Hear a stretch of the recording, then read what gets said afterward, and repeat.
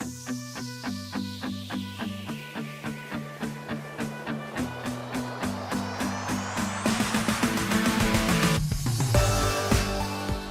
guys, Shane McMurray from the Wedding Report. In this episode, I meet with Chase. He's the owner of QC Party Rockers. They're located in Charlotte, North Carolina, and they're a DJ entertainment company. Check it out. All right, Chase, thanks for doing this. I really appreciate your time. Tell me about your business. Tell me where you guys are located, what name of your business, your website, Instagram, all that good stuff. All right, name of the business is the QC Party Rockers, playing off the Charlotte being called the Queen City. And my nickname as a club DJ is the 704 Party Rocker. So I kind of wanted to expand that into the business.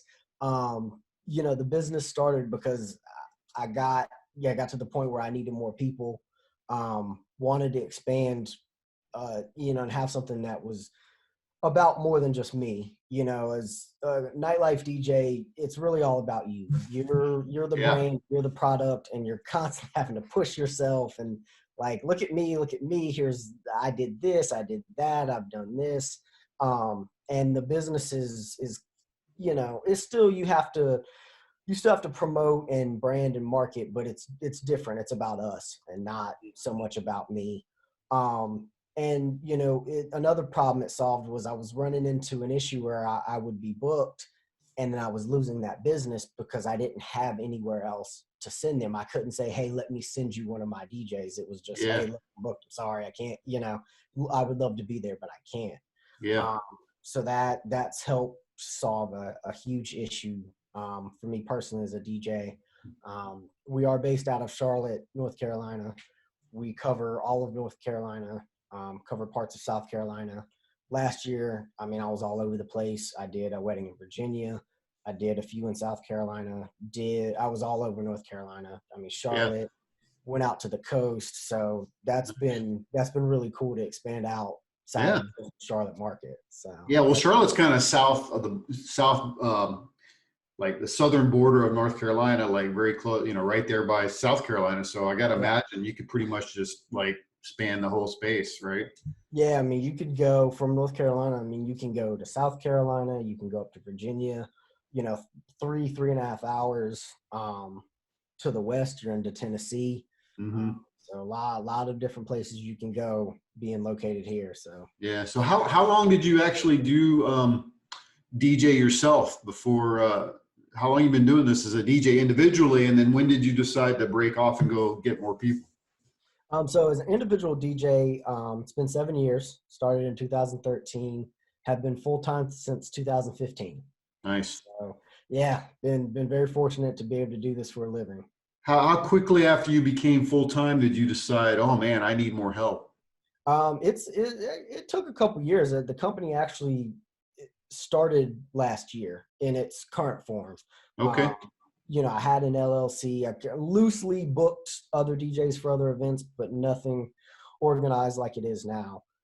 So that all came together last year.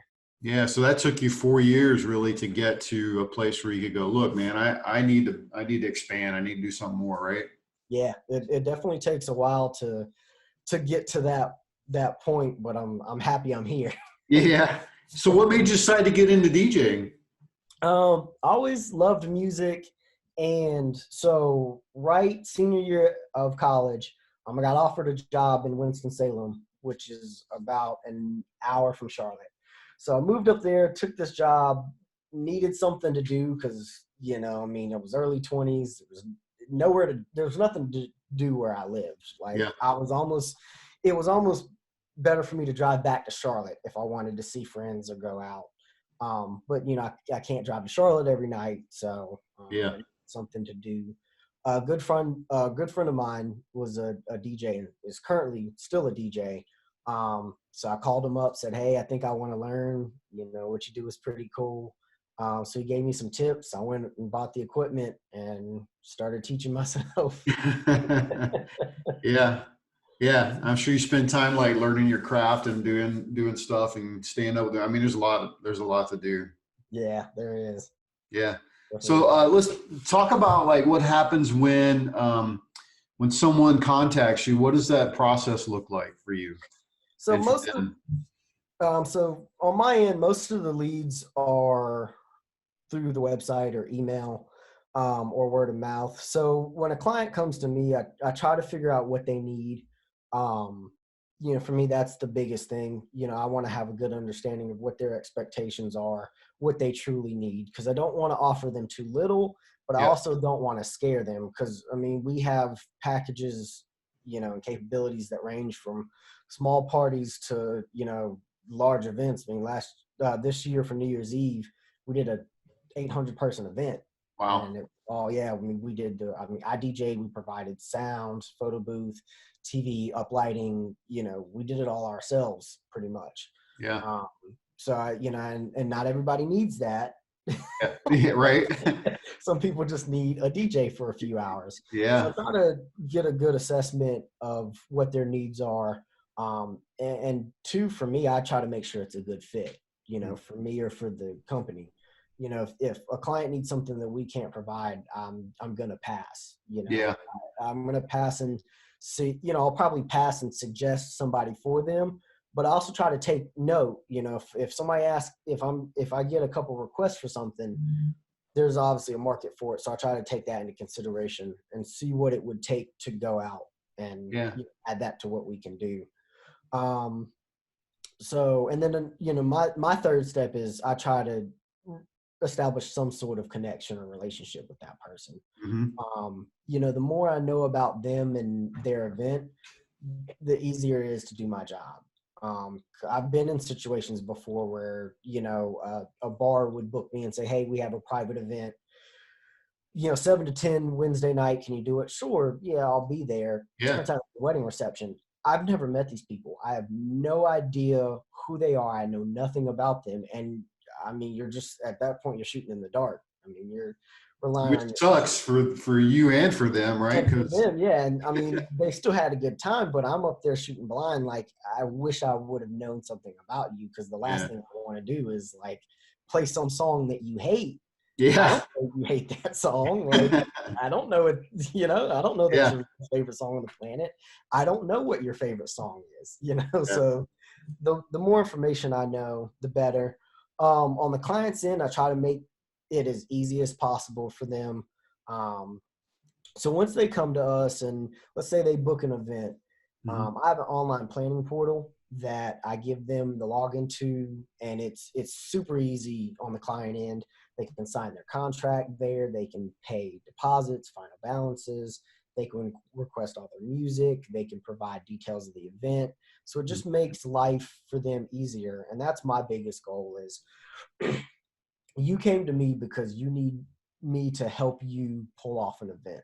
Yep. And a lot of clients have never dealt with a DJ. They don't know what to look for. They have no idea Right. what a DJ is supposed to do. They have no idea the prep work that is supposed to be involved. They just don't know. So I try to make it as easy as possible for them. And then I also try to treat our clients like partners and not just a date on the calendar, not just a Right. paycheck. Like, Yeah. That's good.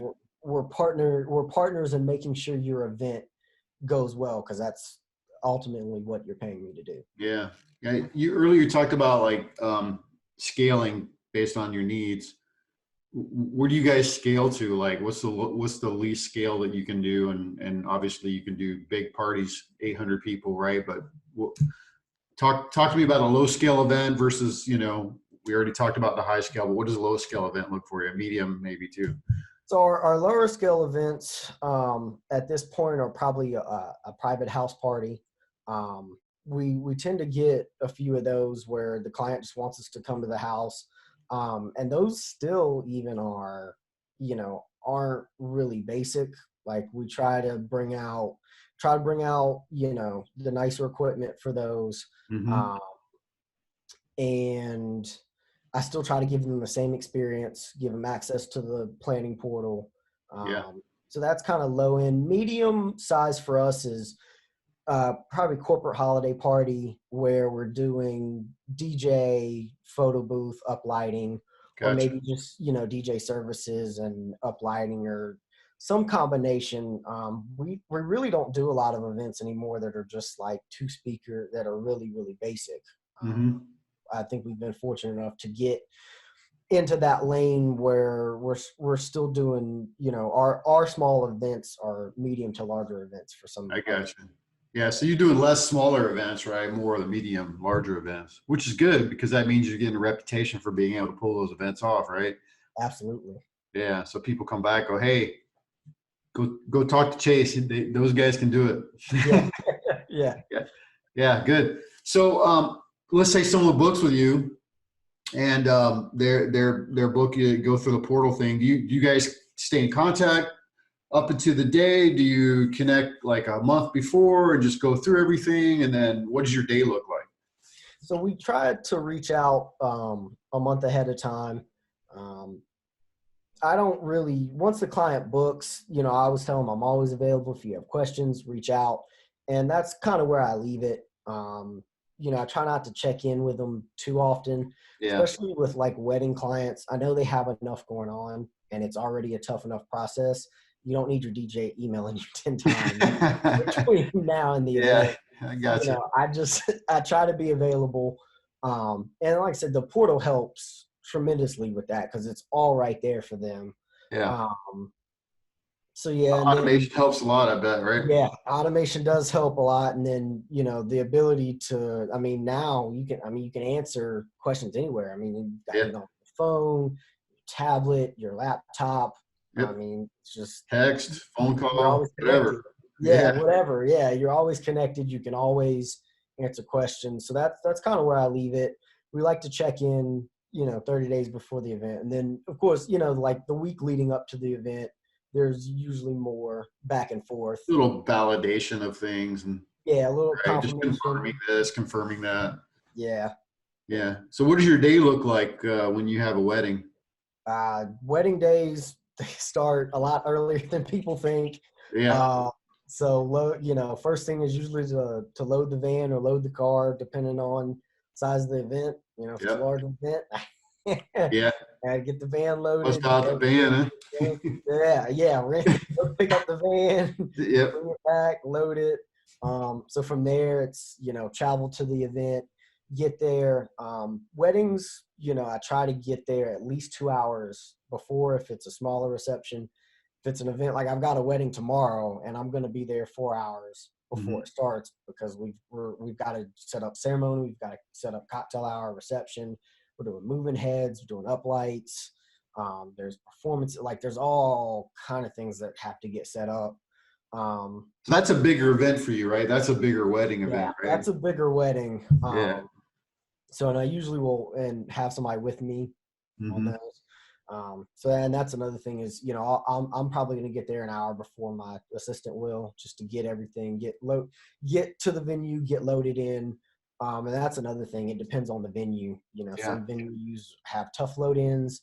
Some, like the one tomorrow, is uptown Charlotte. Some, Yeah. I'm already going to be battling the traffic, having to get to the loading dock at the Mhm. hotel, get everything in. Then you got to move the van because you can't park it there. And Yeah. it's all, all that fun stuff. And That adds extra time yeah, and it does effort. add extra time. And then, from there, getting everything unloaded. And then I like to try to stage things by steps. So if I'm doing ceremony, cocktail, and reception, I'll try to go to ceremony first because that's the first thing that is going to happen. So I try to get the ceremony area set up, Mhm. that way by the time guests arrive, it's all set up. We're not running around. The Yeah. pre-ceremony music is playing. Now, I may not have to be physically there during Right. pre-ceremony, but I definitely want everything to be ready to roll. Then I'll go to the cocktail area. That's cocktail hour is usually super easy. It's usually just an iPod, one Mhm. speaker. You set it down, it's done. Just You don't playing have to some think about music, it. a couple Yeah, little bit of chat here and there. yeah, pretty much. It's Yeah. real simple. And then from there, I go to reception, and get that set up. Depending on the setup, I can spend most of my time there, spend a little time there. Mhm. If it's reception only, it's real easy. You're going to Yeah. one spot and setting You're in one everything up. spot. Yeah. Yeah, setting it up and you're done. Yeah. And That life's makes easy. sense. And then from there, I'm just, connecting with vendors, the planner, the videographer, the photographer, sometimes the caterer. Mhm. To figure out, okay, how are we going to release tables? How's that going to go? How much can you handle? Can I Yeah. send you 3 or 4 tables at a time? If we've got different stations, you can do one half of the room to one station, the other half to the other Mhm. um, station. Just going over the timeline, with the other vendors, so we're all on the same page. Nobody's Yep. caught off guard. And so we don't have, the videographer pulling the bride and groom when we're supposed to be doing like toast or something. So just Exactly. making sure, everybody's on the same page, and also building those relationships. You Yeah. have to connect with other vendors, and I love working with other vendors that get it, that understand that our goal is to make this day the best we can for the couple. It's not about me, it's not about them, it's not about Yeah. us. It's about the bride and groom.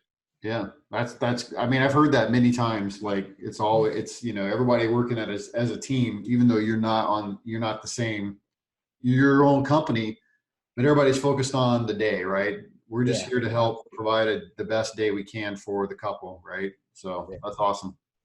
yeah. And then from there, it's just doing it. It's just party time, right? Yeah, it's just part of you knock out ceremony, knock out cocktail hour, knock Yeah. out your dinner playlist and your speeches, and then let's have a good time. Yeah. Sounds good. Do you see like one of the DJs I interviewed a few weeks ago?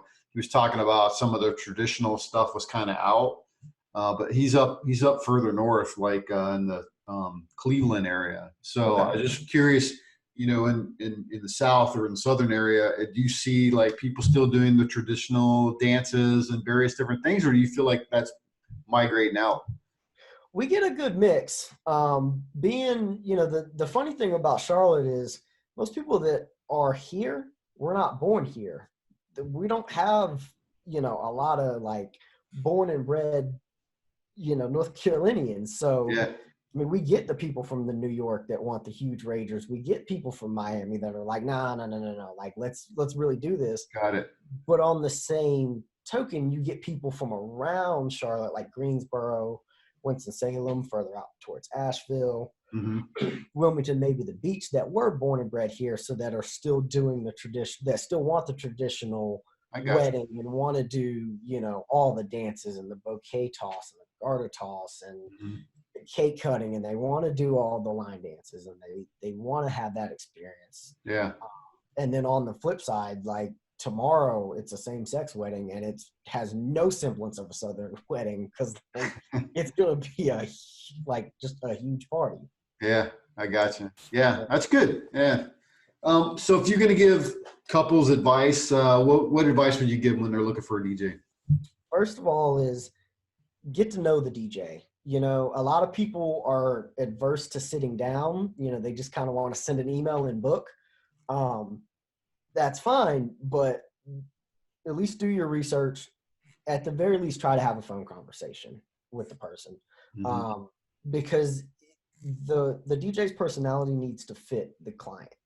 Like if for instance, like I try to stay away from weddings where they're like, we want country all, like I can do it, but they're like, we want country and classic rock the whole time, and or we want a shag for 2 hours and line dance for the other two. Like that's not my avenue, and I don't want to take an event like that just to Yeah, take it, because they're yeah, not going to have fun. I'm yeah. not going to have fun, Right. and then I look kind of crazy because I don't connect with that crowd, because I don't know. I just don't know. Each wedding almost has its own culture, if that Yeah, makes sense. that's for I sure. Yeah, don't I don't know the culture. I don't understand the things that are going to excite this crowd or the things that are going to upset this crowd. And if I yeah. don't understand that, I don't really want to do the event. Makes sense. Um, Also book early. Don't wait. If there's a DJ that you really like, go ahead and get them booked. Um, and if they've been doing this long enough and they're professional enough, they understand that you don't have to decide what package you want all at once. Like if a DJ is trying to pressure you into adding all your add-ons and like your uplights and your photo booth from the first meeting, that's a red flag to me, because the way I like to do it is, all right, let's just get you on the books at the basic package that you need, And then once you kind of understand more about what you want or where your budget's at, room in the budget opens. You get a deal from the caterer, or Yeah. you decide you don't want to do as many flyers, or for whatever reason. And then further on down the line, we can decide about uplights, photo booth, moving heads, any of the extras that are considered. Mm-hmm. I would definitely say be wary of somebody that tries to push that on you all at That's once. good advice. Yeah. And my third thing is, you get what you pay for. Don't fall for the, don't fall for the lowest price without, really checking this person out. There's a reason that person's charging. For instance, if someone charges $600 for a package that I charge $1,200 for, Mm-hmm. there's a reason. And it's probably because there's a gap in, one, the quality of the equipment, two, the talent of the DJ, Mm-hmm. and the legitimacy of the business. Because, at the end of the day, it's still a business. So I still have expenses that somebody that may not be charging as much or just doing this for fun or on the weekends doesn't have and doesn't know they need, whether it be instrument.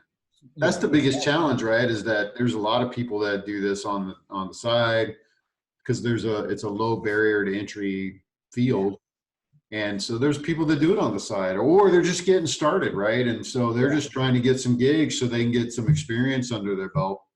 So yeah, that's really good advice, to check that out and make sure you understand that.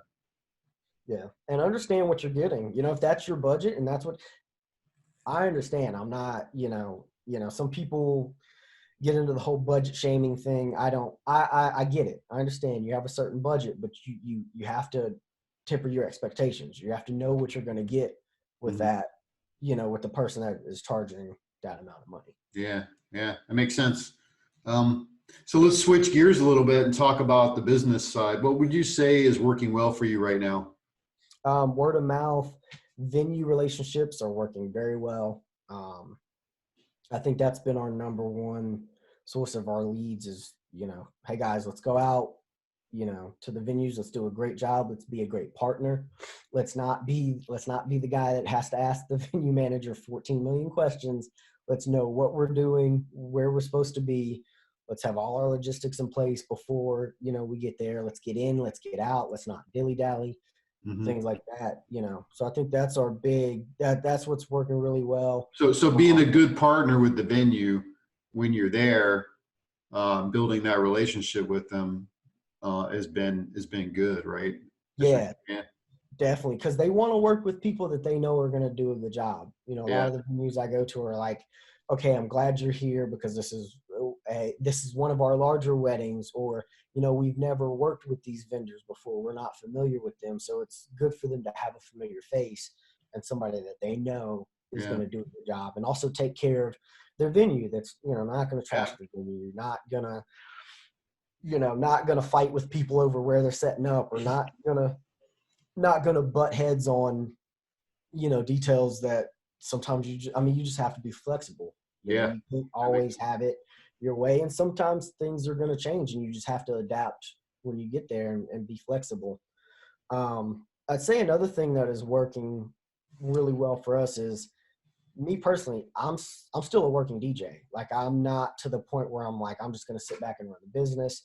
I still DJ 4 to 6 times a week sometimes. I mean, it can go up to 10 a week, depending on the week I'm having. So that works really well, as our product is always out there, whether it's me or somebody else, if they hear me DJ, hey man, we really like what you do.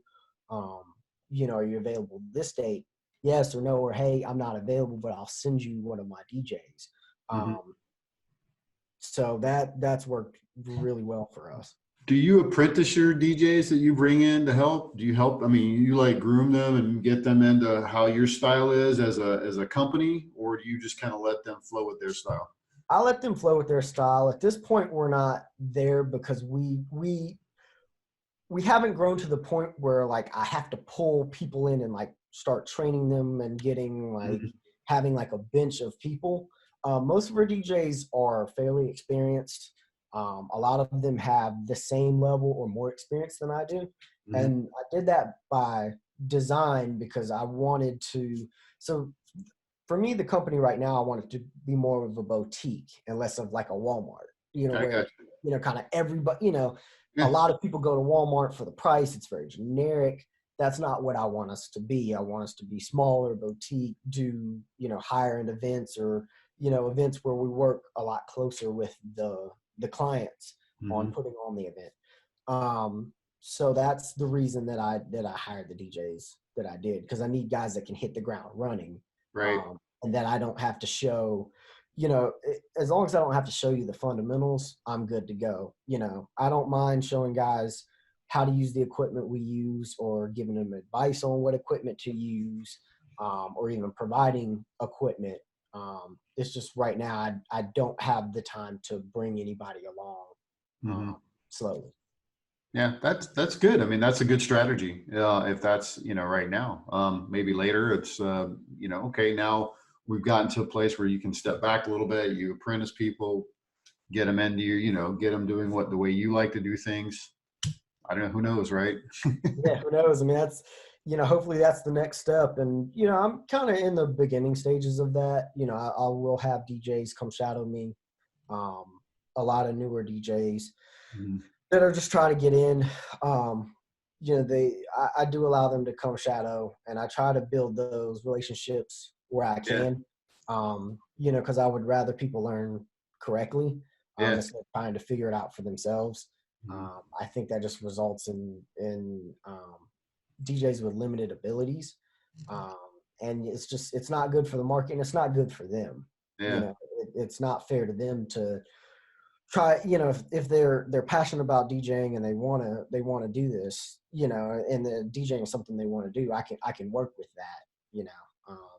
As long as they have the intangibles as well, the showing up on time, the Yeah. being professional, that having, you don't have to be the most charismatic person, but have a little bit of a personality. Yeah. You got to have personality, good work ethic, Yeah, that good that's, work ethic. You got to be able to communicate. mhm. If I reach out about a gig, you got to let me know. You can't you can't Yeah. wait 2 or 3 days, because I got to give the client an answer. Yes, yes, we can do it. No, we can't. Yeah. Yeah.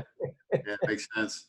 I mean, but don't underestimate the fact that people really like you, because I mean that's part of what has gotten you to where you are, right? So Yeah, I think if you figure out how to take that key thing and key ingredients that people like about you, and then be able to make sure your team is also giving that vibe. I mean, don't underestimate that. So something to keep in mind for later, yeah, maybe. that's a good point.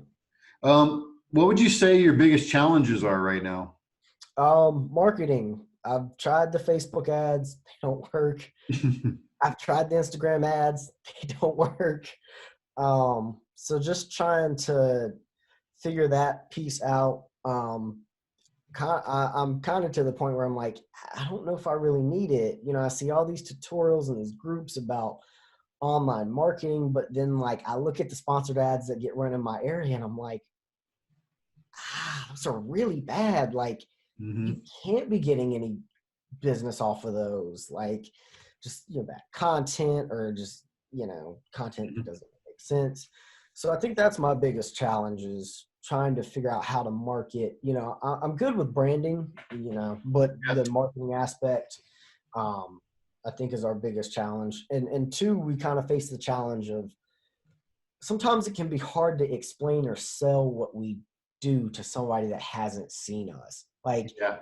if I'm playing at XYZ nightclub on Friday night, Yeah. and you happen to be there and you hear me play, you've seen it. You're like, okay. Or you're Yeah. at a wedding and I'm the DJ. You've seen it. You're like, Yep. okay, I know this guy can mix. I know he can DJ well. I know he's got good song selection. I know he's got a good presence on the microphone. Like, Yep. I witnessed all this stuff up front, versus trying to communicate that to somebody who has no idea what we do.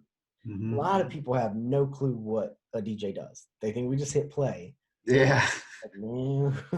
I know it's challenging. And then when they're so price sensitive as it is, right? Like that's the Yeah. other challenge too, is like, what's your price? Are you available, and what's your price? Are you available, and what's your price? Are you available, and what's your price? Yeah, it's like, it's not that simple. Like, you got to give me details so I know what Yeah. you need and what I can provide for you. So, yeah, that's definitely a challenge we run into. But I don't know. I see it as an opportunity It is. to educate people Absolutely. for them to see. And I do think like as time goes along, like I'm almost 30. So I think like my generation and below has grown up more around and they have more access to the DJ culture. Because now you have video, I mean you've got YouTube, Yep. you've got Google, you've been out to a club, you've been out to a bar, or you've Yep. been somewhere where there's been a DJ. So I do feel like those generations are a little more educated, Yep. and have a better idea of what they want. And I do feel like there is going to start being a shift in the mobile entertainment Yeah. industry towards that. Like now you can't really just show up and not mix or just let songs play for 5 minutes, or you can't play that 70s disco set that works Yeah. 10 years because it doesn't work. That crowd didn't grow up on that music. Do they connect with it? Yes. Do they want to hear it all night? No, Yeah. they don't, and like a lot of the tried and trues are getting worn out. I get a lot of do not playlists that have the electric slide on it, or the Cupid shuffle, or the cha cha slide, or the chicken dance, or you name it. I've done a lot of events where they're like, please stay away from like the cheesy, and don't let my dad or my uncle request a song. Right. Yeah, that makes sense. What specific advice would you give DJs coming up in the space? um, work on your work on your skills. Learn how to actually DJ. It's not enough to get just a laptop and iTunes and you make yourself a playlist and let it play. You have to learn how one, music flows, two, how to mix it together. You need to learn your tempos, what keys to mix in. Approach this like a musician would. Have the same level of knowledge that somebody in a wedding band would, or somebody that's been a musician. Not saying you need to go learn to play 14 different instruments. You need to have that level of understanding. And I think that's unfortunately been missing a lot in the mobile space, because for a while you could get away with that. Like you could show up with the same list for the same crowd and play it over and over and over again, because music didn't come out that fast. Yeah. But now, I mean, it comes out like music comes out at the speed of light. Yeah. So you really have to pay. And that's another thing is, even if you're only doing weddings and mobile events, you still have to stay on top of your music. You still need to understand what's going on, what's trending, what's falling out of favor, what's coming into favor, what's coming back into favor. Like I personally, I think the kind of that 80s dance groove is starting to come back a little bit in some of the top 40 that's being released, and which I really like, because it's danceable music. Yeah. Yeah. It's good music. Yeah. It's good music. It's danceable music. My second advice to newer DJs is don't jump right in. I know it's hard. Unfortunately there can be a lot of DJs that will stonewall you and won't help you out. But there are DJs that will help you out and will give you a shot. But find somebody, find a mentor, you know, especially in the wedding business, because we don't get another chance. Like you Yeah. don't get a second shot. Like Yeah. if you mess up That's it, somebody's right? That's the event. You mess it up, it's messed you up. mess it up. Like Yeah. at that point, what can you do? I mean, even if you give them their money back, word still spreads. Like That's right. you only get a couple of chances. Mhm. And three, be prepared. Put the time in. A lot of what we do happens outside the DJ booth. And the better you are at your preparation, the better you will be when you go to DJ. I think about it like being an athlete. You look at these guys who are NFL players. Yeah, they play one game a week on Sunday, but they're at the stadium probably Monday through Friday. Yep. And, if it's a home game, or, Monday through Thursday, and then they have a travel day. But, they're 6 to 8 hours a day whether it's in the weight room, whether it's you're reviewing film. Same thing for DJs. You still have to put the time in outside of your gigs. I mean, it's great. I love it. If you count just the time that I DJ, I work a couple of days a week, Yep. and I love it. But I still have to work really hard to make sure my music is in order, that I'm familiar with the music. I have to make sure your equipment works. You need to stay on top of what equipment comes out, because eventually, you could go to buy equipment, but you just bought stuff that's 5-10 years back, and the industry's going in a whole nother direction. Yeah. And now you're kind of behind the curve, and you don't have the things that your clients are expecting. Mm-hmm. Yeah, and technology changes, and there's better stuff, better technology. Yeah. So last question, what's your best or worst wedding or business story you got for me? Let's see, best wedding. That's a tough one. I've had so many good ones. I'll probably go back to a wedding I did. So last year, I believe it was last year. It may have been 2017. It was within the last few years. But anyway, we just clicked. Like, me and the couple just clicked from the first time I talked to him on the phone to the day of. I mean, everything was just perfect. I mean, ceremony, we nailed ceremony. I mean, cocktail hour, much too, but like, yeah, what are you gonna do? Yeah, but like, their reception playlist was straight down my alley because, like I said, I'm still an active nightlife DJ. I still play clubs, bars, lounges. So like, their playlist was right down that alley, and from Nice. start to finish, like, that's what it was. And I mean, we had so much fun, and like, I felt like I connected with the crowd, the most. Like, I mean, I've got pictures. I mean, everybody's on the dance floor, their hands are up, they're excited, and that's what we want, and that's what we hope every wedding is.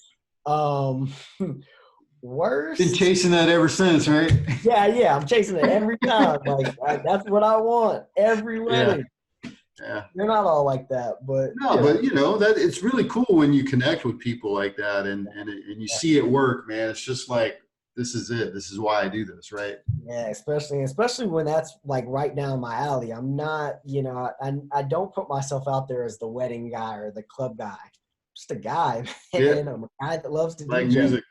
Yeah, I like music. I love to DJ. I love setting up lights. I love making people happy. I love what I do. Trying to think of any bad ones. Had a couple that I've had to do sick. Because you just, so what? You got a sinus infection. You got to be there. Like, they're expecting you to be there. Might be miserable, but you got to pull it off. Yeah. Got to find a way. I've had them where, like, I've shown up. I've had to bring somebody with me to help set up. I do the wedding, and then I crash. Like, and I did one where I had to travel. It was like 3 or 4 hour drive, and just had to go do it and crash the boat after it was done. Yeah. There's nothing you can do about that. Life happens, right? Yeah, exactly. Life happens. Yeah. Hey, Chase, thanks so much for doing this. I really appreciate it. Okay, thank you. All right. Have a good one, buddy. All right, you too. Hey, thanks for checking out this episode. I hope that you found it helpful. Please share it with other people. Also, if you're getting married or you work in the wedding industry, I would love to interview and share your information with other people. Send me a text, 520-399-8580, or shoot me an email at letschat@wedding.report.